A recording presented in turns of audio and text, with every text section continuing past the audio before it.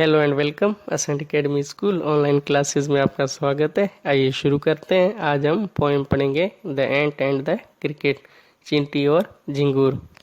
सबसे पहले हम कविता के बारे में पढ़ेंगे। A fable is a story often with animals as characters that conveys a moral. एक फेबल एक ऐसी कहानी होती है जिसमें जीव जंतु अक्सर पात्र के रूप में होते हैं जो कुछ न कुछ सबक सिखाते हैं। This poem about an ant a cricket contains an idea of far-reaching significance which is as true of a four-legged cricket as of a two-legged one। यह कविता जो चींटी व झिंगूर के बारे में है एक दूरगामी महत्व का विचार प्रस्तुत करती है जो कि जितना चार टांगों वाले झिंगूर के बारे में सत्य है उतना ही दो टांगों वाले अर्थात मनुष्य के बारे में भी सत्य है। Surely you have seen a cricket that has two legs। निश्चित ही आपने एक ऐसा झिंगूर अवश्य देखा है जिसकी दो टांगें हैं अर्थात मनुष्य। अब हम पोएम पढ़ेंगे। A silly young cricket accustomed to sing through the warm sunny months of gay summer and spring began to complain when he found that at home his cupboard was empty and winter was come।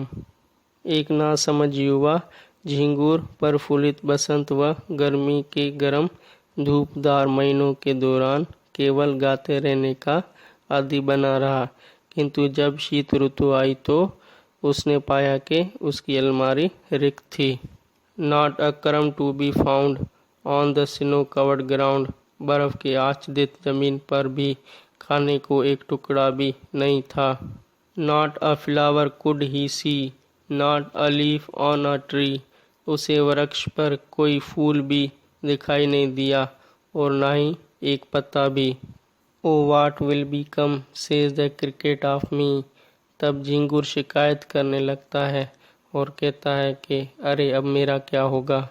भावार्थ मनुष्य को अच्छे समय को केवल मौज मस्ती में ही व्यतीत नहीं कर देना चाहिए। ऐसा करने पर उसके समस्त धन का अपव्यय हो जाता है और वह खाली हो जाता है। जब कष्ट आता है तब उसे महसूस होता है कि उसके पास धन रुपये सहारा या उसके पास पछताने के अतिरिक्त कोई विकल्प नहीं होता है। At last by starvation and famine made bold. आखिरकार भूख व अकाल ने उसे साहसी बनाया। All dripping with wet. वह बरसात से पूरी तरह तरबतर हो गया। And all trembling with cold. और सर्दी से पूरी तरह कांपने लगा। Away he set off to a miserly ant. फिर भी वह एक कंजूस चींटी से मिलने रवाना हुआ। To see if to keep him alive he would grant him shelter from rain and a mouthful of grain। ताकि उसे यानी कि झिंगूर को जीवित रखने के लिए वह यानी कि चींटी उसे बरसात में शरण प्रदान कर दे और खाने को मुंह भर दाने दे दे। He wished only to borrow। यह भी उसने यानी झिंगूर ने उधार चाहा। He could repay tomorrow। वह उस ऋण को कल वापस कर देगा। If not he must die of starvation and sorrow. यदि चींटी ने सहायता नहीं दी तो वह भूख तथा कष्ट से अवश्य मर जाएगा। भावार्थ भूख व अभाव किसी को भी संघर्षशील बना देता है। कष्ट में दूसरों से मदद का प्रयास करना चाहिए किंतु कंजूस से कभी नहीं।